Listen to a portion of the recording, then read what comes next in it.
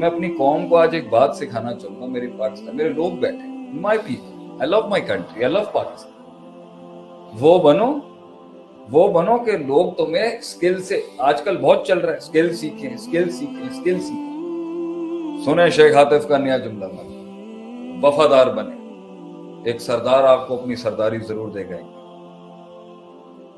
آج ہم نے لوگوں نے کہا نا بھائی جاب کم کرو, جاب چھوڑو, اسکلز کرو, بزنس کرو, انٹرپرینور بنو, خود باس بنو. آج ہم کہتے ہیں باس بنے گا تو اس کو لوگ نہیں چاہیے ہوں گے. مارکیٹ کے اندر وفاؤں کو گرم کریں. پاکستان میں ہم پاکستان کو اسکل سیٹ والا ملک تو بنانا چاہتے ہیں, لیکن ہم چاہتے ہیں پاکستان وفادار یہ کہلائے کہ یار باوفا قوم ہے.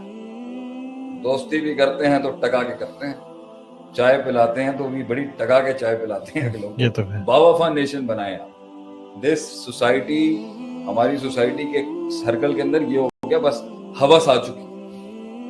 ہوس کی ویلیو ہے, ٹوپی ڈرامے کی ویلیو ہے. میں بات کو یہاں سے یہاں گول چکر کر کے کوئی 4 پیسے کماؤں.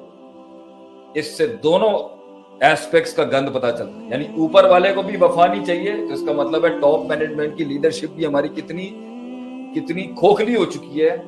اسے اسکل سیٹ کو ویلیو دے رہا ہے مگر وفا کو ویلیو نہیں دے رہا.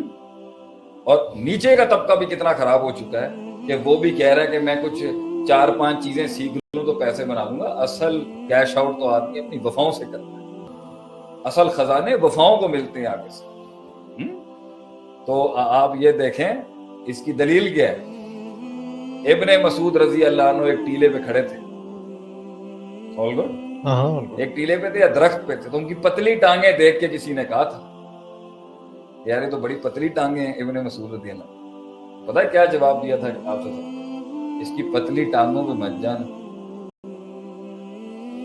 ہیں عدیل صاحب, اس کی پتلی ٹانگوں پہ مت جانا. احد پہاڑ والی بات کی تھی. جی جی. اس کے علم کا جو وزن ہے نا وہ احد پہاڑ سے بھی زیادہ, اور اس کی وفاؤں کا وزن بھی احد پہاڑ سے.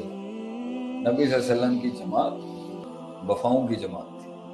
اسکلز بھی تھے مگر جو جلیبیب کو نبی صلی اللہ علیہ وسلم نے کہا نا تو جا کے اس سے بولو کہ میں نے کہا شادی کر, تو ماں باپ نے کہا یہ تو ظاہری لحاظ سے کوئی حسن ہی نہیں ہے, کوئی جمال نہیں ہے, کوئی اسکل نہیں. صحیح. بیٹی نے پیچھے کیا کہا, نبی کا حکم ہے مان لو, ظاہر مت دیکھو, اسکل مت دیکھو. کوئی ایسی خیر اللہ کے نبی نے اس میں دیکھی ہے جو اس کو امام بنا دے گی. اور مدینے کا سب سے richest Kapil was Julaybib and his wife, اگرچہ وہ تھوڑے سے حسن و جمال میں